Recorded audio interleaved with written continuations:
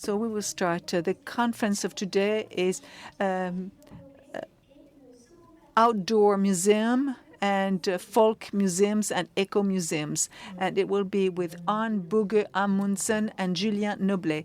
Thank you, ladies and gentlemen, for your presence. The theme of the festival dedicated to the people offers the opportunity to look at popular art and folk art. And in these museums, on these museums of folk art and outdoor museums based on the genius of the people, and also through curating the immaterial heritage like traditions, songs, etc. And since the end of the 19th century until today, we have rediscovered a cultural heritage, and we will see what the choices were made when presenting it to the public. In which measure these witnesses represent a nation, a society, a territory, or whatever community, and how do they participate to that definition of an identity that could lead to claims to evoke this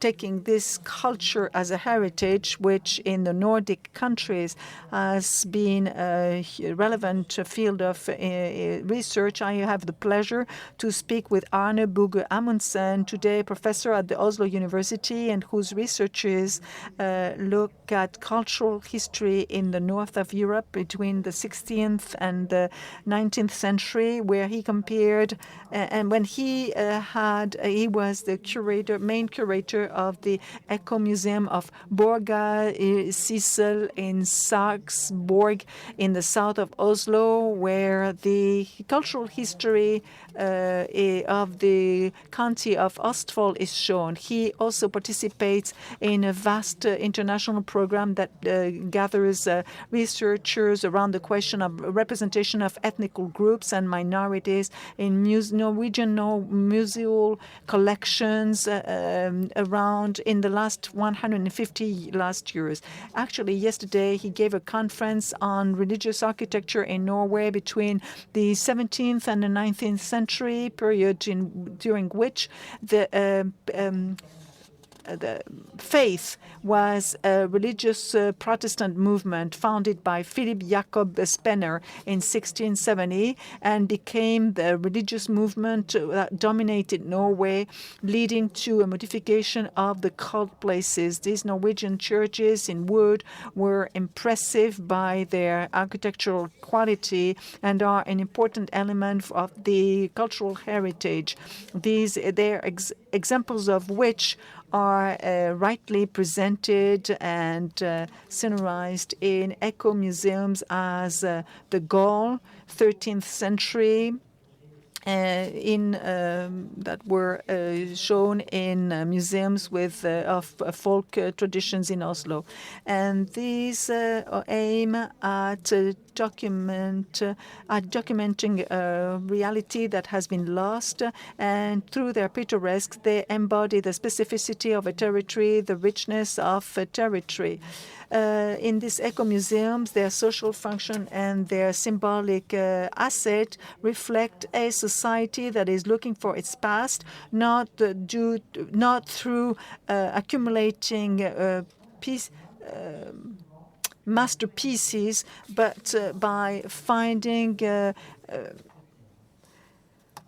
that we find in many great institutions, but by presenting a heritage that is close to rurality and that gives testimony of the ways of life and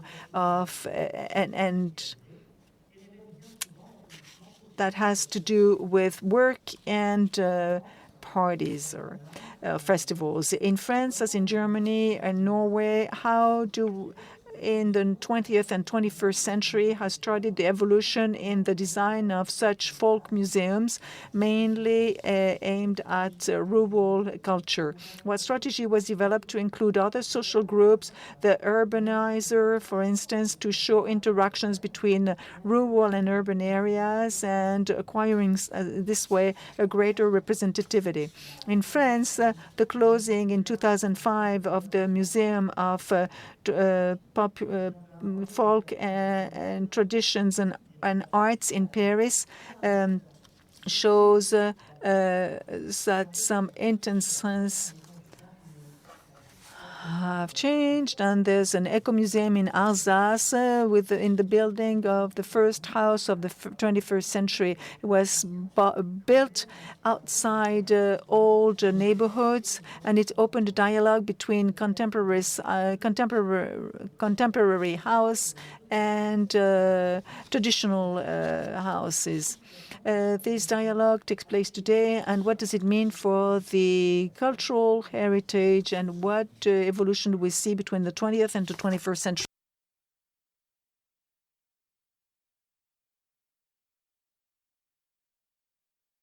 Yes, can I take this perhaps? Thank you. Well, first of all, thank you very much. Tout d'abord, Something about Norwegian open-air museums, and I really liked my colleague's introduction because I think it was a perfect introduction to what I'm going to say.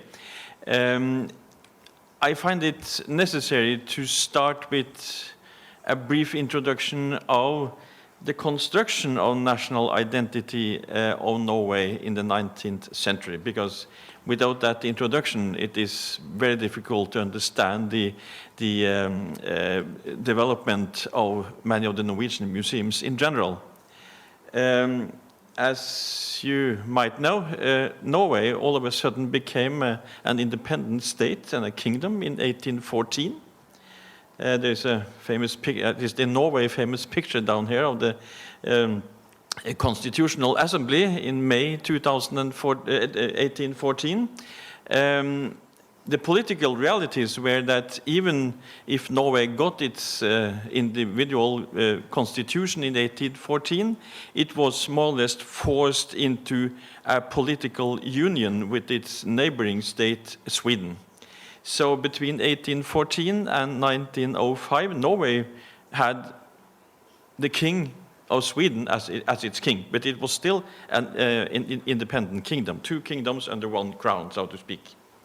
1814 was the beginning of the establishment of several state institutions in Norway, of which there were very few from before 1814. Before 1814, all the state institutions in Norway actually were in Denmark, in Copenhagen. So the new state of Norway had to start on scratch, so to speak. So one of the main institutions actually established a few years before 1814 was the university in the capital of Oslo, established 1811, a very important institution for constructing a national identity. For all practical reasons, the written language in Norway in 1814 was Danish. Norway had and still has a number of dialects which show big difference in between them, but the written language, the formal written language of Norway in 1814 was Danish. And the gentleman on the screen, Ivar Aasen, he started in the 1840s of establishing or actually constructing a new Norwegian language based on a number of Norwegian dialects. So establishing a new Norwegian language was important to mark the identity of the new state and the new nation. National art, of course, was important, and the first national artists of Norway were very much concerned on depicting Norwegian nature. In that way, also saying that nature and Norwegianness were very tightly connected. The most famous of them was Johan Christian Dahl, who actually he was mostly based in Leipzig, but he was traveling around in Norway, and when he came back to Leipzig again, he started to paint pictures like that. So the visual construction of the Norwegian identity was also important. And music as well. The most famous of the persons on this screen is the man in the middle, Edvard Grieg. He was very much concerned with establishing an individual Norwegian tone, so to speak, in his compositions. But he was accompanied by, at the time, very famous violin player, Ole Bull, who then learned quite a lot from the man to the right in the picture, who was a folk musician. He was playing this so-called hardingfele, a violin invented in the Harding area, or Hardanger area in north of Bergen. So establishing a separate Norwegian tone was important. And for the first time, after 1814, it was possible to write a separate Norwegian history. That had not been allowed, actually, during the union with Denmark. All historians before 1814 were situated in Copenhagen, but all of a sudden, linked to university, the new University of Oslo and in Norway, it was possible to, in a way, establish an individual history of Norway, including, of course, ethnicity, cultural affairs, the importance of nature, and the demographic structure of the country. And one of the most famous and one of the earliest of these historians was Peter Andreas Munch, who you can see on the screen behind me. And not to forget, and that is extremely important to understand what was going on in Norway during the 19th century, was the romantic idea of a special national narrative, a Norwegian narrative. And that was very much linked, as in Finland and as in Iceland, actually, lesser in Sweden and Denmark, linked to the collection of folklore.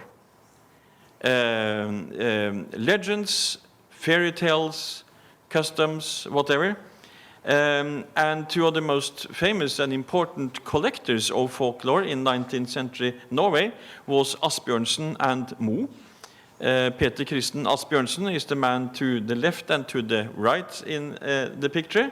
And Jørgen Moe is the man in the middle. He ended his career as a bishop of Kristiansand in southern Norway, but he was very prolific, both as a collector and an author of folkloristic studies in Norway, making or creating some kind of Norwegian folkloric narrative, which still all Norwegians know about Asbjørnsen and Moe and their fairy tales and legends. This is a commonplace in Norwegian culture still today.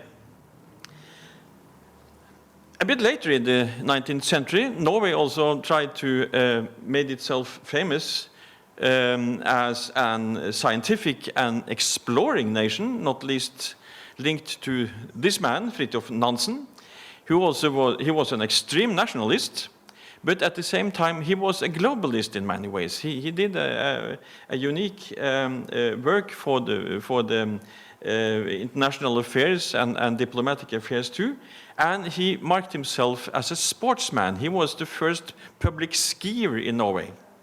So many of the pictures of Fridtjof Nansen from the 1890s and onwards show him going skiing.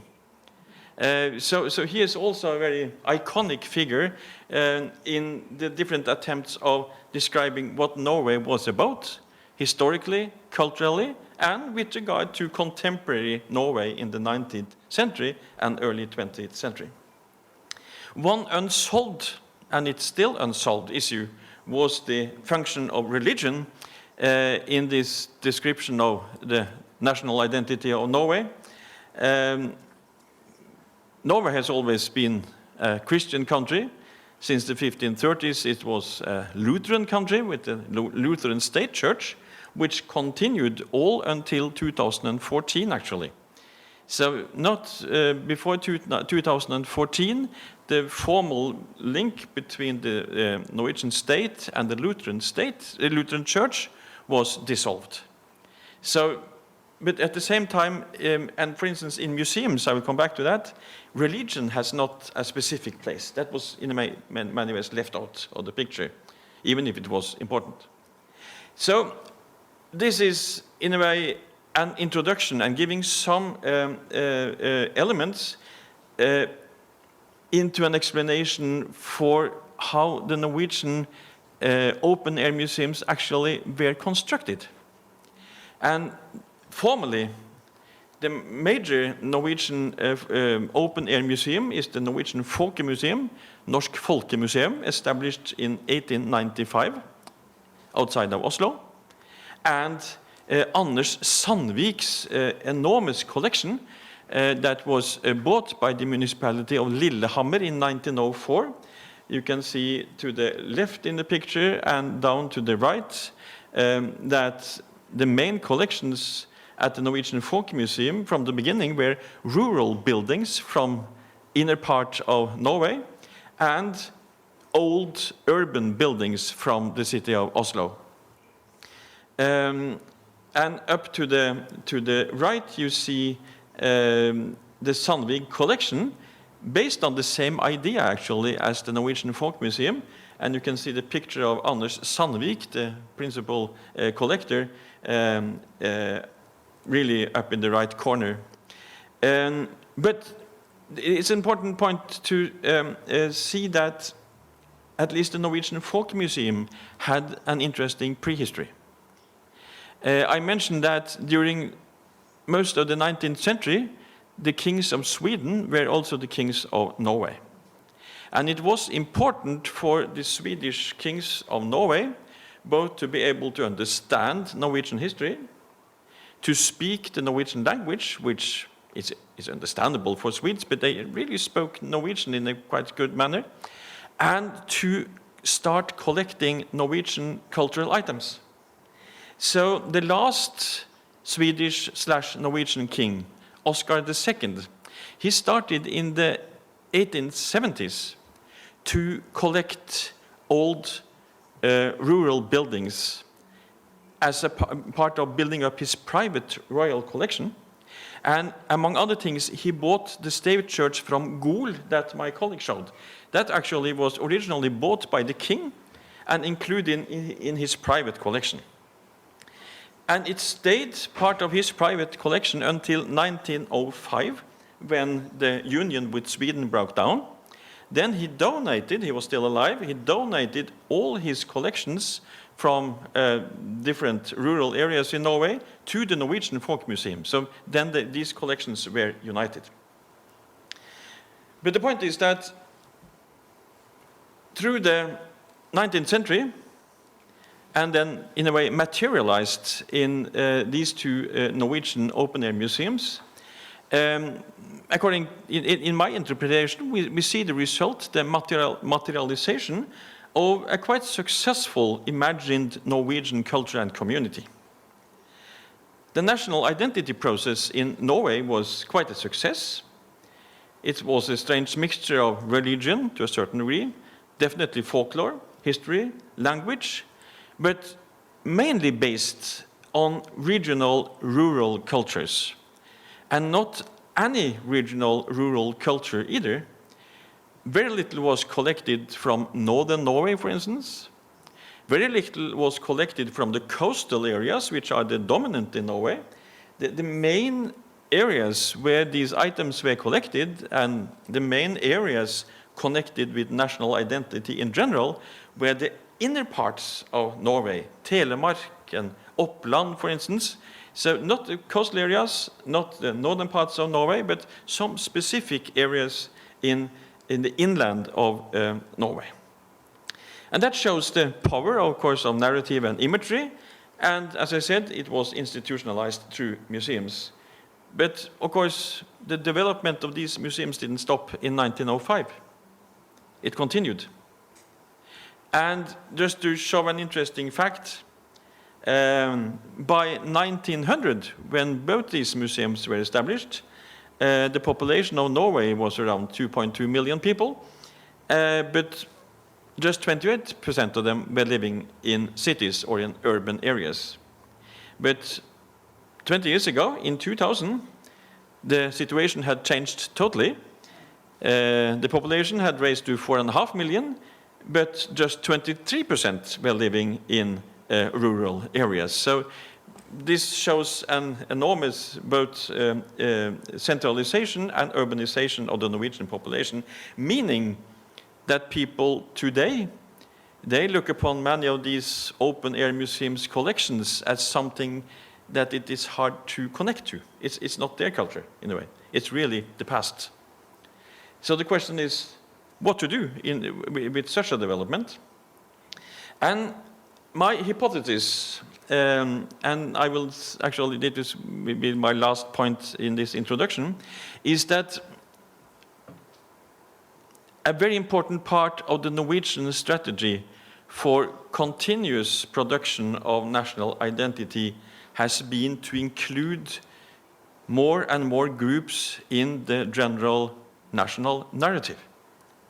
And very important issue in the 1920s and 30s, for instance, was, well, more and more people move to towns, more and more are linked to industrialization. They don't relate to rural culture. What about the workers' culture? Should that be included in the national narrative and in the collections of these museums? And after some debates, the answer turned out to be yes, it should be included. Not by establishing separate worker museums, workers' culture museums, but including them in the general national narrative.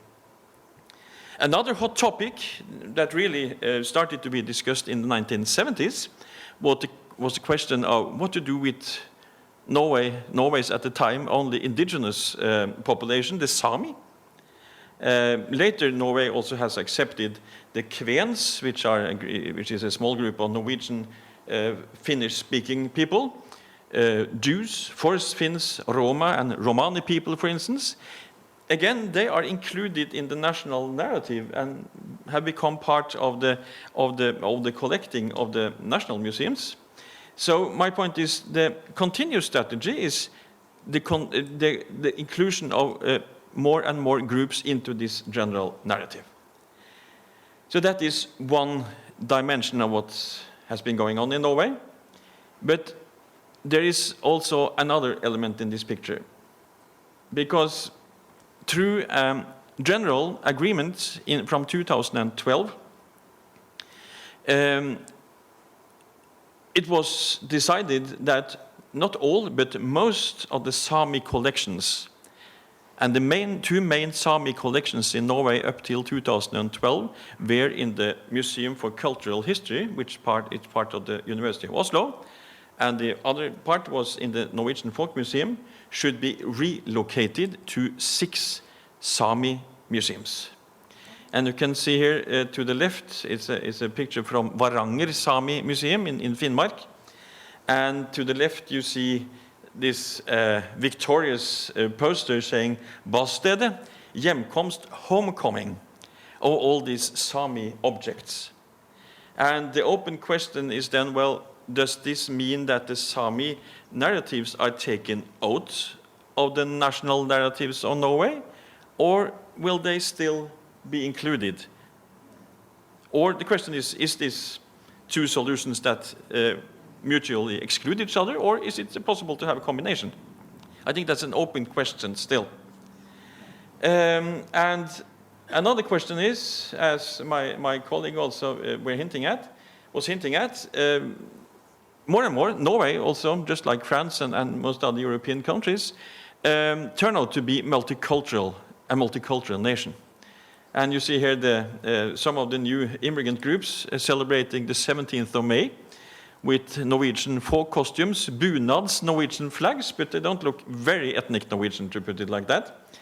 And one of the responses from the Norwegian Folkemuseum has been to establish a separate collection, you see it at the bottom of the picture, documenting the largest non-European immigrant group in Norway, namely the Pakistani. So they have actually been collecting Pakistani objects from the Pakistani population in Norway and tried to and that's what you see in the picture at the bottom there, to recreate or refurbish a Pakistani-Norwegian apartment in the eastern parts of Oslo by the early 1970s. And this inclusive strategy is again tested out, and this far with success as far as I can see.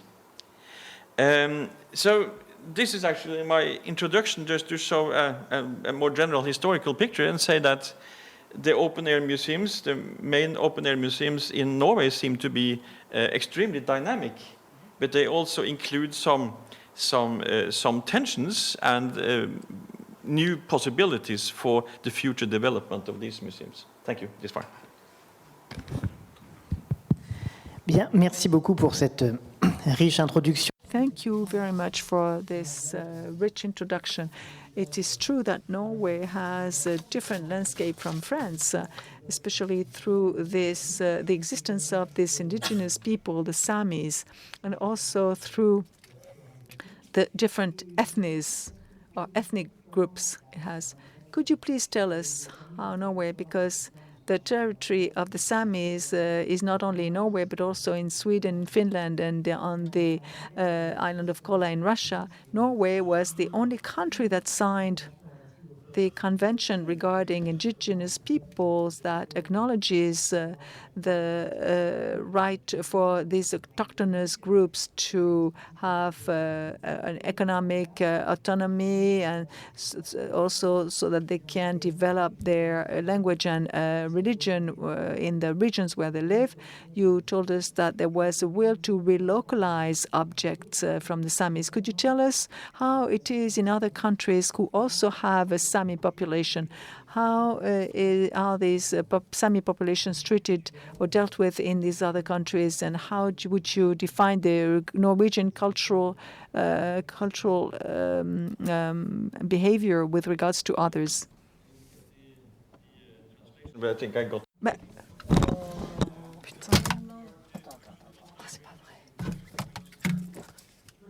It's very difficult to exactly state how many Sami people are living in these 3/4 countries. But in general, the estimation is between 50 and 80,000 Sami, of which most live in Norway. Norway has the most dominating Sami population in Europe. I made some figures on a little note here. Russia has at the maximum 2,000 Sami people. Finland has 7,000. Sweden has 17,000. And Norway then approximately 40,000, of which most of them are living in Oslo, and they don't speak Sami.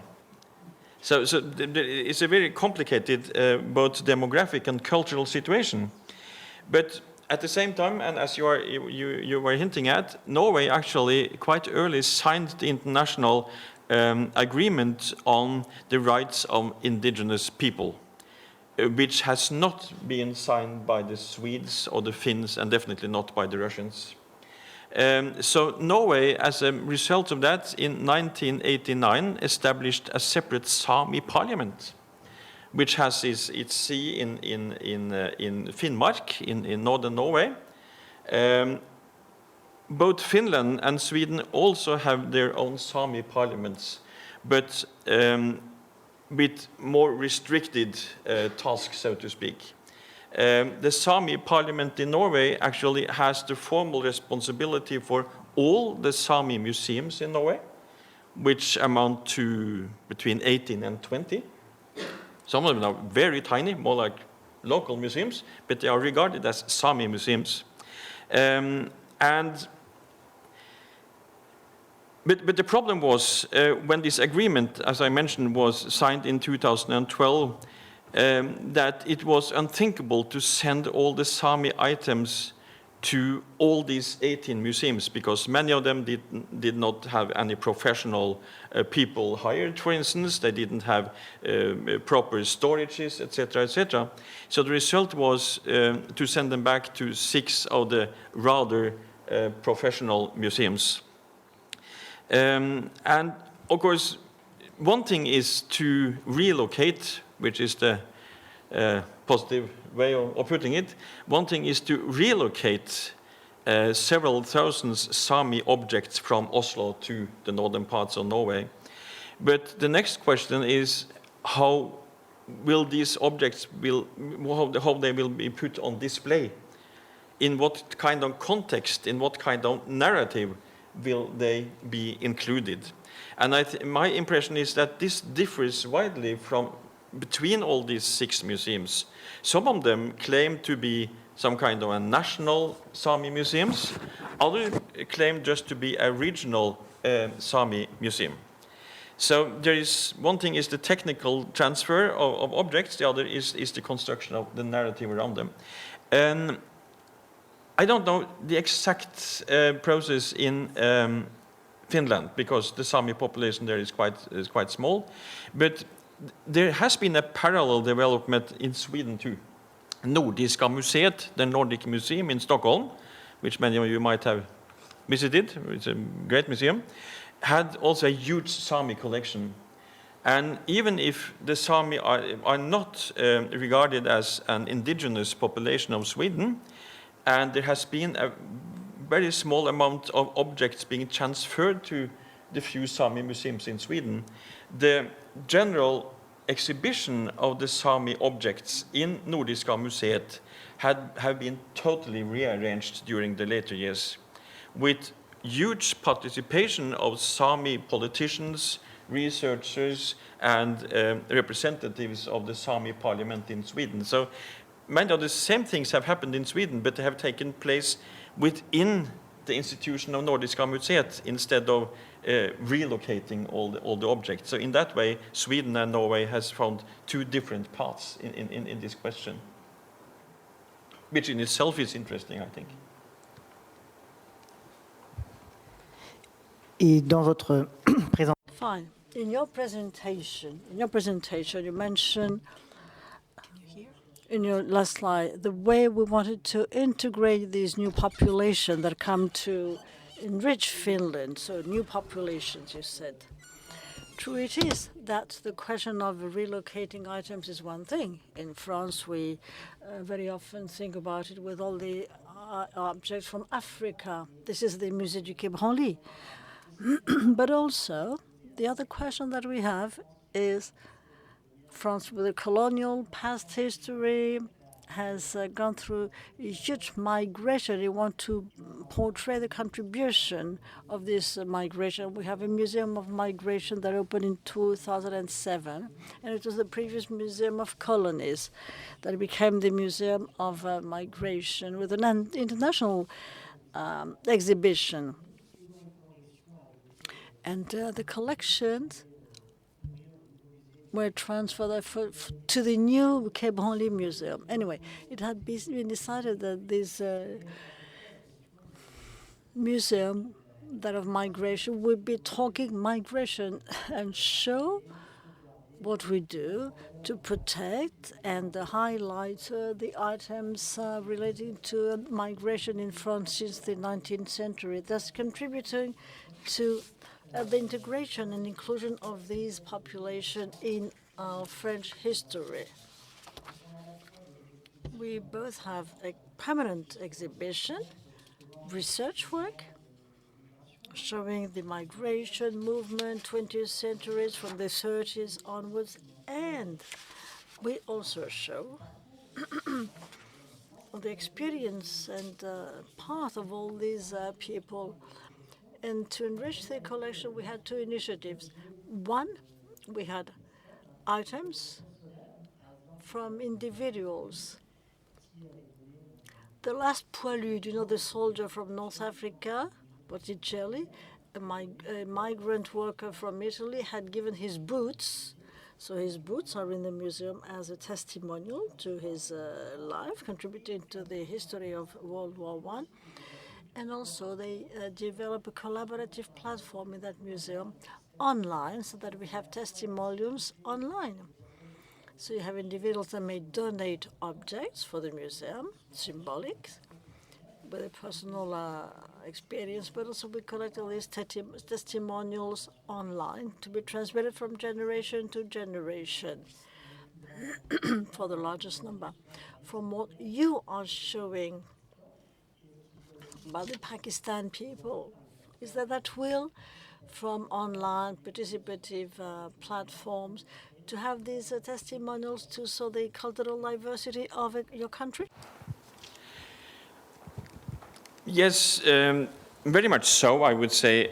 I mentioned very briefly in the end of my presentation this Pakistani apartment, which is in the bottom of, I think it's still at the bottom on the screen. I think the Norwegian Folkemuseum started quite modestly. They took contact with two Norwegian Pakistani families. This happened in the 1990s. And asked them to contribute to reconstruct the way they lived with their objects, both from Norway and from Pakistan, in the period when they first arrived in Norway, which was in the 1970s. It was a very modest start. But I know the people who did this or created this small exhibition, and this experiment turned out to be so successful that 10 years later, they actually started a more general documentation project where they did some of the things that you mentioned too with your immigrants. They sent out a questionnaire, used immigrant networks to distribute these questionnaires, and combined the possibility of giving objects as gifts to the Norwegian Folkemuseum and connecting personal narratives to these objects. So I don't think that this far the Norwegian Folkemuseum has made very much out of this as an exhibition. These are not to a large degree put on display, but it's part of the, what you might call the folklore and the material culture collection of the museum, with the potential for making new exhibitions in the future. But what amazed, according to my sources at the Norwegian Folkemuseum, was this huge interest shown by these immigrant groups to take part in this. And that tells me, this is my interpretation again, that many of these groups who now have stayed in Norway for 40, 50 years actually have understood the way the Norwegian national identity works by including more and more groups. The national narrative of Norway is, in general, not excluding, but including. And that has been tested now for the last 100 years. So it seems to me that many of these groups actually have understood that and want to take part in that continuous expanding or developing of the national narrative. So it's a contribution to, on a more larger scale, integration of new groups into the Norwegian society. I think that this is my interpretation. Et aussi, lors de votre présentation, vous avez... There was one of your slides showing the very early collections of the Folklore Oslo Museum. Yes, this one with the wood architecture, showing the rural aspect, the urban aspects, and without coming back of Écomusées in France or in Germany, but still. This Finnmark project aimed at trying to have modernity into this rural habitat. You know, the after-war reconstruction. Do you have examples or attempts of having modernity into these Écomusées through new habitat or new architectural projects or contemporaneous houses? And if yes, what type of orientations? We have in Alsace the same Alsace wood frame type of houses showing the identity of the region.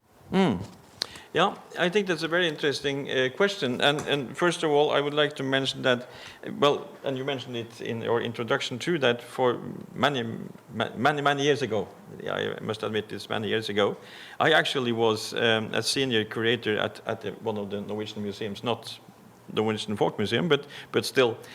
And I remember from the, say, late 1970s, early 1980s, that there were much mentioning of the French ideas of constructing or creating eco-museums.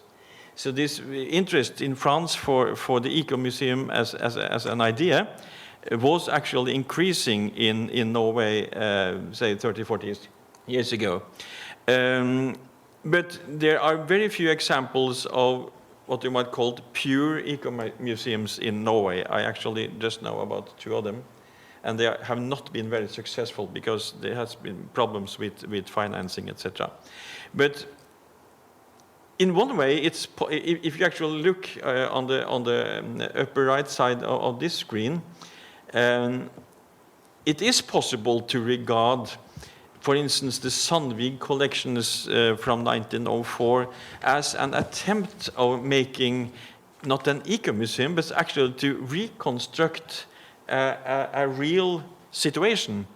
Because Sandvig, he didn't just move one separate house, but he moved total farms with all kinds of buildings. The only thing he didn't collect was the people in the houses. But except from that, what you see here is an example of an eco-museum idea, like anno 1904. And Anders Sandvik had really explicit ideas about when moving a house or an object, you should not move just the technical thing, so to speak, but you should move and put on display a way of living. So that was his idea. So he actually, with the help of the local municipality, bought a huge area in the outskirts of the town of Lillehammer, and started in one end, filling up with the one farm after the other, saying, this comes from this part of Norway, this comes from this part of Norway. So it was actually possible to walk through half of Norway in this park after 2 decades. So that being said, I think the closest you come to eco-museums in more the modern French meaning of the word are a few of these Sami museums, because they have tried to establish themselves in areas where they don't put fences around the museums, but actually say the whole area is a museum. We have collected some items here, but there is no border for the museum. You can just walk into the nature and see how these people who use these buildings have lived up until now.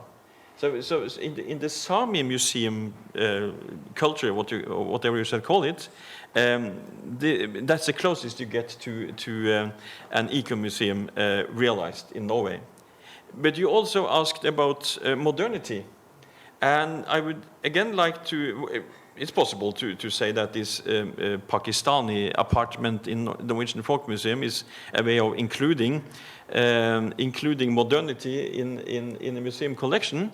But another interesting example is actually the Sandvikske samling, the Sandvik collections in Lillehammer.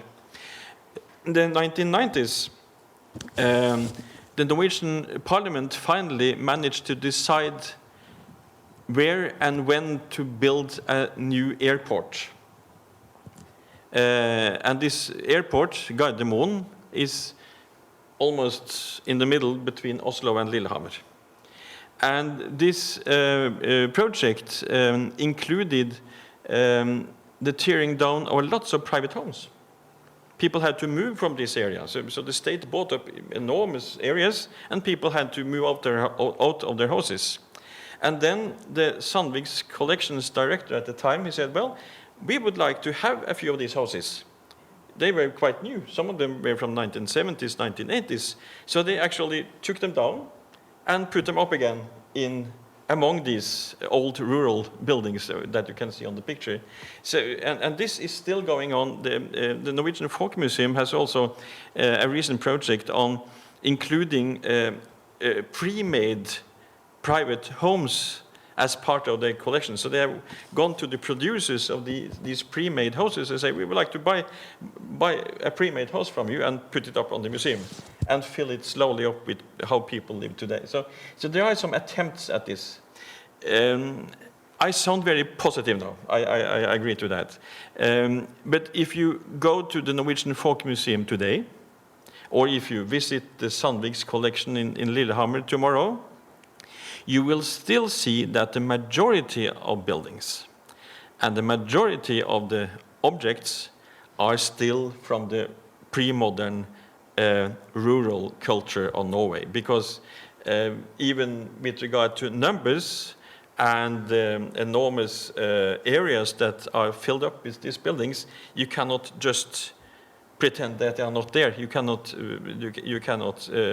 put them into negligence. So there is something about the what you can call the weight of the history here that cannot be avoided. So what I'm talking about is small amendments, small additions that in a way give signals of other interests and that Norway is through a continuous development, but there is the weight of the institutional history, of course. That must also be admitted. And I think that would be the case also with French museums. That is my question back to you, actually.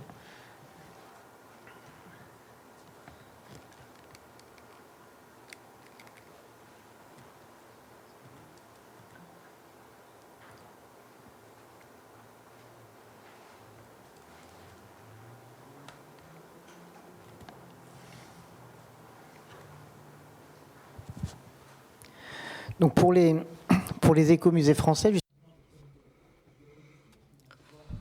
I have slides now for the French eco-museums. Alsace. In 1965, with the creation of a Maison de France, 71 Maisons Paysannes, that is the country houses of Alsace. You know, this was run by volunteers who stay there and organize the protection of all that heritage. It's part of our heritage. Now, the idea, as well, we're modernizing France, the after-war in the south of Alsace. Anyway, the idea was to see how the buildings were going to be modernized, but on site, on the spot, and place them on acceptable standards rather than disassembling them. And they soon realized that it was very difficult to abide by or respect the integrity of all these monuments while putting them to the modern standards of the 1970s. And so they disassembled these houses in which you could no longer live as such to try and protect them. And it is thanks to Ingersheim industrial site that had been involved in that association that we reassembled the houses. This was 1984. What is interesting is that as time went by, the museum was enriched by other houses, disassembled because they were going to be destroyed, pulled down, or given by owners who didn't want to keep them. This is the 74th house. House 73 was set up for the 30 years of the museum in 2014. It was a workers' house from 1716.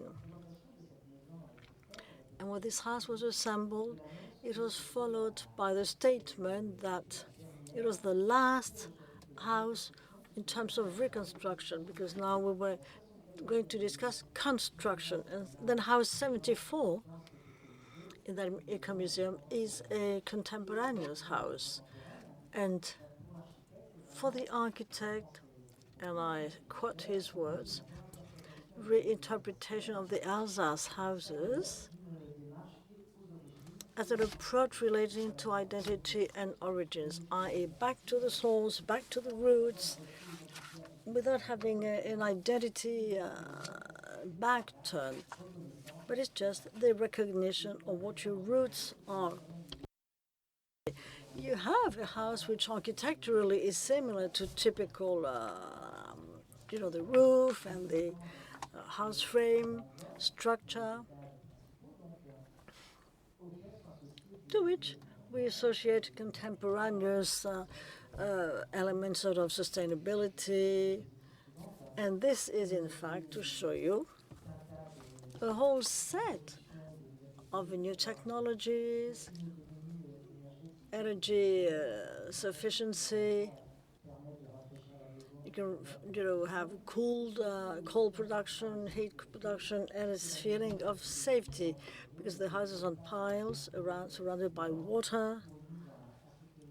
to feel safe. Néanmoins, Nevertheless, in this house, they've also stressed flexibility and mobility, which is essential in our societies because the wood panel can be dismounted and remounted easily. So this we don't find in all eco-museums. Usually, I mean, this is the Écomusées of Bad Wittgenstein in Germany, and it usually presents itself as a group of rural or farming buildings that are grouped by date. They represent either a hamlet or village in the 16th, 17th, or 18th century, or they are represented by a type of agriculture. Here, they produce some cereal. And what's interesting in these eco-museums is that actually there's a will to preserve some kind of building. So they're all dismounted and remounted carefully. Of course, taking into account all the origin, and they are thoroughly documented because if we want to be able to study these buildings, we need to gather as much information as possible when dismounted, and this is usually done with a campaign of archaeological data gathering, and we look at the woods and we try and understand the modifications on the buildings and also the pictorial processes, because usually the woods were painted to treat them and protect them. So next to this will to know the building, even through archimetry, I'm thinking of the technique that enables you to know the actual chronology of such buildings. We try and place them in situation. Here you see all these posters that explains how the Humulus lupulus was grown, and the hop, and this showed the rurality, and we see all the tools that were used to harvest hop. And in these panels, we see that they are quite thoroughly documented because each building is studied from the origin, and some data are gathered thoroughly so that they can be reconstituted. And this is an archaeological activity that shows how the building evolved through centuries, and this way we can show the original building. And we see the height it had, the number of tiles, the number of wooden pillars that made the structure. So there's a scientific aspect that is quite relevant. And beyond that, here we see a virtual reconstitution of the village. So we try to recreate an ambience with buildings that were not built together, but we group them either through date criteria, so that it helps us rediscover a rural way of life, often from the 19th century. These buildings were chosen based on emergency criteria, either due to the state they're in or due to the fact that there have been they have had to be displaced, or they were chosen due to their architectural qualities. You see in this house, the whole set inside was left, like the chimney and the wooden walls in the room that was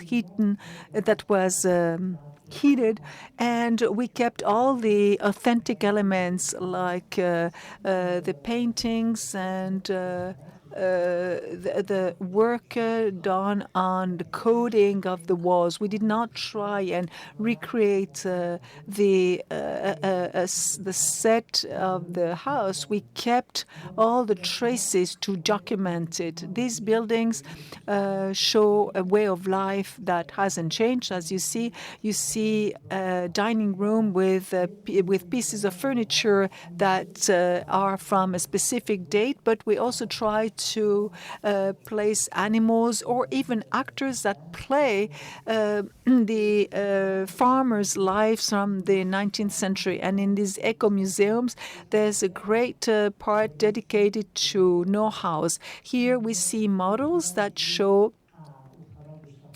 the carpenter's work. In the lower side, you see how a big piece of wood is being worked on, and for the final objective, which is to create impressive carpentry erased. So in these folks museums, we always try to show the lost or the disappeared techniques.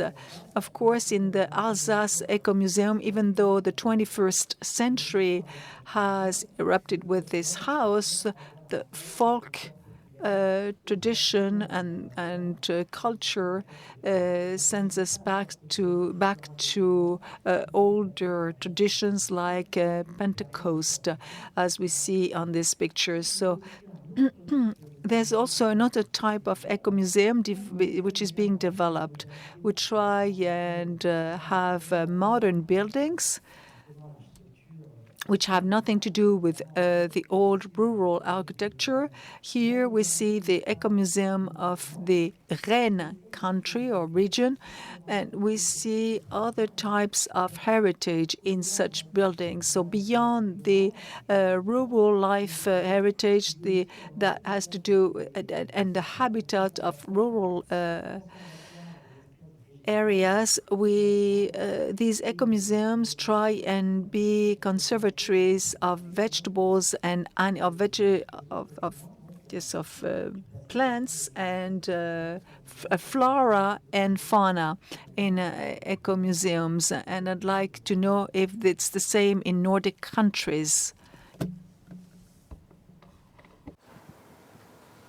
Yes, thank you. This was a very interesting presentation, actually, of a couple of very important and significant eco-museums.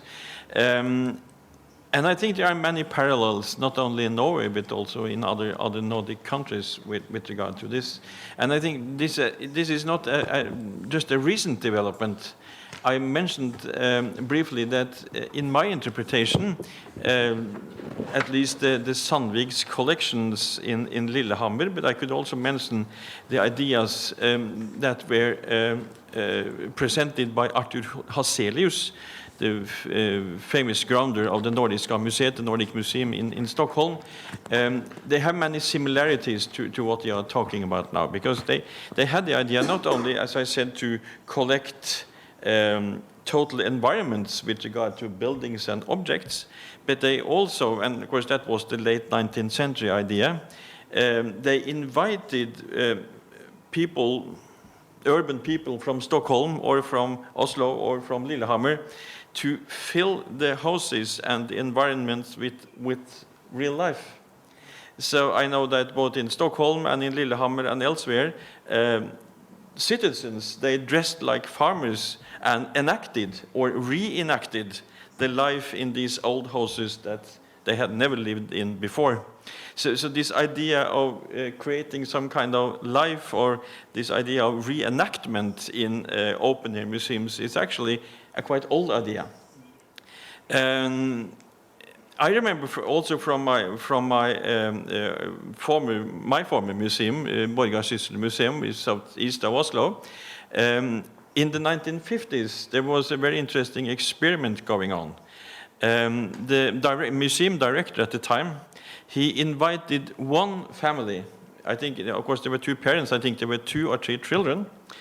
And he invited them to live for 2 months in one of the 17th century buildings of the museum, with no electricity, no water in the houses.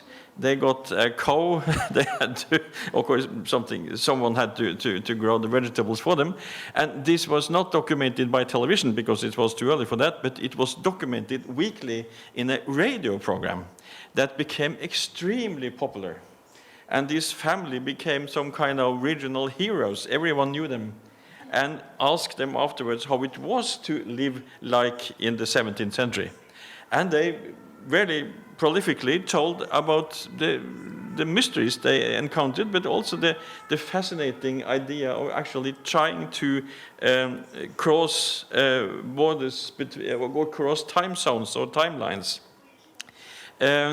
So there are some historical similarities to what you are talking about. But of course, there are some tensions in this too, I think, because you cannot live like in the past. You bring with all your conditions, your cultural luggage, so to speak, and in many cases you end up like in this German example, that you dress out in a way, and you end up in a parade. It's very difficult to really give authentic experiences like that. But at the same time, the benefit of it all is that you show to the public that this is not dead objects. They have been filled with lives, and they are still filled with life. So there is something of this humanization, so to speak, of museum collections that I'm very much in favor of. But there are some tensions or some problems in the very idea, I think. But this is not. It struck me now that this eco-museum idea is definitely not a young idea. It has its precursors, so to speak. Et c'est vrai que And it is true that the idea of animating such eco-museums, that we find it in many examples, and I've showed the example of a village of the year 1000, where we see all habitats that have been reconstructed based on some research study. And when tourists visit these villages, we have people dressed like at that time, and we see the dead person that is going to be cremated, and we see the work on wood, and there's experimental projects to build a castle of the Middle Age, dressed as the Middle Age, eating as the Middle Age, and these are professionals that work on that project, and it really attracts the people as a whole, because it really illustrates what life was at the time. And this is why such structures are successful, because they're animated. It is not fixed heritage, but it is a heritage that comes back to life thanks to all these animations. And as we have 10 minutes left, maybe we should have questions from the audience.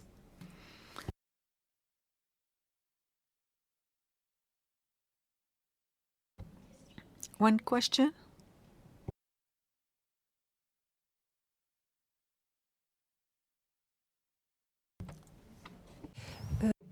Thank you. Thank you very much, Professor, for introducing the Sami eco-museums, or at least the policy on Samis in your country. I quite like this approach that enables people to live in a environments of people that weren't modern, let's say. And it seems that this raises questions and thoughts that enable us to change our so-called modern gaze.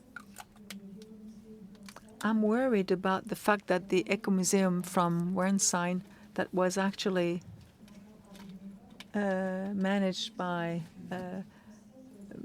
volunteer workers, that illustrates French policy as a so-called didactic one. It seems that such pedagogy or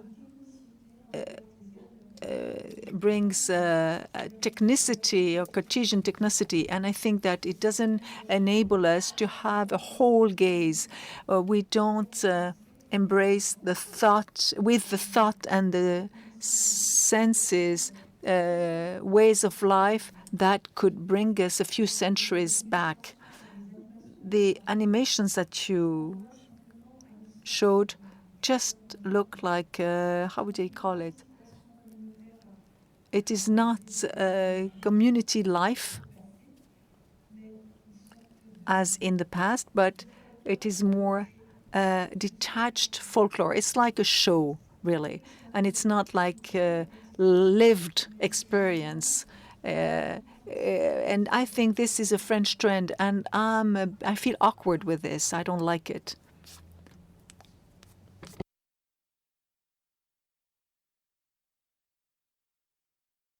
Well, you mentioned what could be qualified as the industrialization of heritage. It is true that there is more and more competition between museums. So that's why there's this will to animate them. For instance, Le Puy du Fou is a great example of such a policy, of such an event. Based on a historic event, it has led to a quite popular show that is not so much so scientific, and that is more like a show, a real show, a real play, than a technical or scientific approach. So maybe the approach is different in northern countries, but you see, we compete between regions, and you see it with all byproducts. Sometimes we feel like we are just focused on one region, one identity, and we are competing almost in commercial terms and not cultural terms. I don't know if you have the same problem in Norway.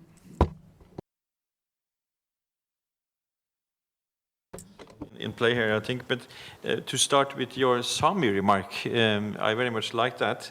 But at the same time, it is my strong impression that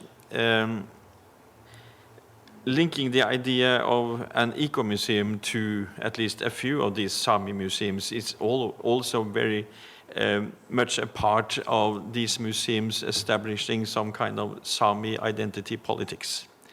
Because many of the Sami activists, they are very concerned that the authentic or the original state of the Sami culture is to be close to nature, to live in pre-modern ways, to live close to their reindeer flocks, or to be moving around in the northern parts of Europe. And of course, it's just a tiny group of the Sami people who actually live like that now.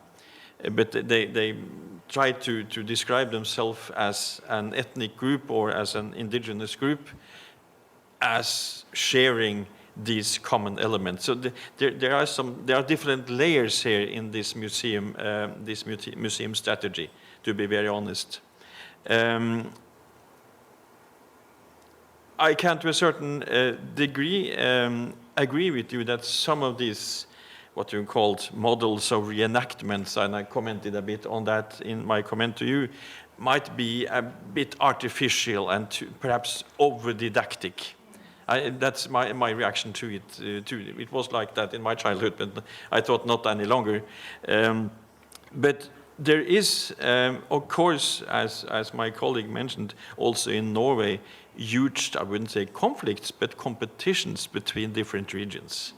I have mentioned two museums as an example, who both aspire to visualize or have collected on a national level, but you find large group of smaller museums in the regions and in the municipalities that claim that they are the real bearers of a national identity. So there are also many layers of open-air museums in Norway with this competitive element that you mentioned.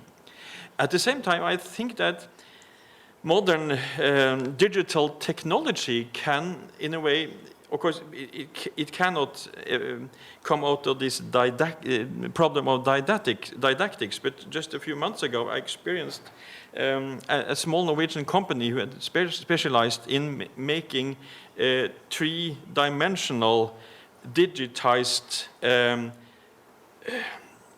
maps, almost, of the city of Oslo through 3 centuries, based on exact historical records, archaeological findings, etc. And what happened, I got a pair of glasses, so to speak, and then I could press the button 1600, and then I was able to, a 3D show, to walk around in the streets of Oslo anno 1600 according to latest research results. Or I can press the button 1700 and the landscape had changed.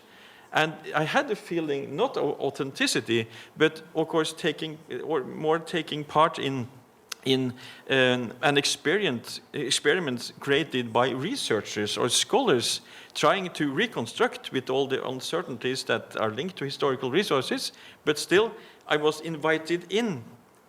And I could play along in a way. I was not told how things were necessarily, but I could experiment, and I could run, I could walk, I could move backwards and forwards in the streets of the city 200-300 years ago. So there are some new possibilities too that could combine experiments, experience, and a certain element of didactics. But of course, then you are far from physical objects. You are in a digital world, which also has its limitations, of course. But I think these things are also going on, and I look forward to see what can come out of it. I think there are some benefits, beneficial things in it too.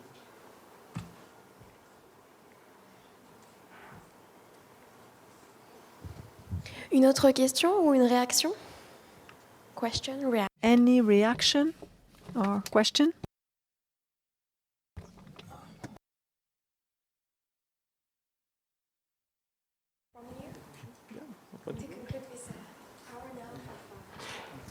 Well, just a short concluding remark. I introduced my first presentation by saying that I was happy and honored by being invited here.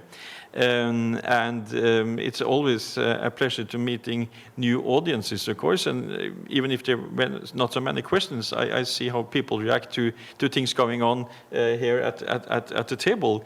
And I got the idea that we actually managed to not necessarily to provoke, but to create some reactions, positive or negative, to what we are saying. That's one thing. So presenting one's own material as a scholar is always a fruitful enterprise. But my other comment is, and I mean, my colleague and I, we have discussed this roundtable in several periods actually, and I find it very relevant and fruitful as well to expose Norwegian and Nordic experiences and empirical data with colleagues from other countries and parts of Europe, because then you see yourself from the outside in a way, and you get new models of reflecting on your own both practice and research results. So I find that it is fruitful on two levels and in two directions, actually. I think that will be sufficient as a concluding remark.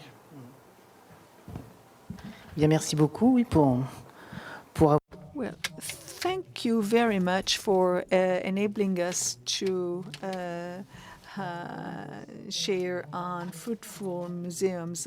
At some point, eco-museums were looked at backwards and a bit corny, but here's a way with digital science to redynamize this. Actually, one experience was made with the Saint Chapel in Dijon that has been destroyed, and the sound ambience was found, so we found found all the chants so we could enter this same chapel. We had the light, the chants, and the only thing that was missing was the smells. And I think that we can, little by little, get closer to this, to what it was, thanks to this digital, virtual experience. And this will enable us to show young people a past that is getting further away each time.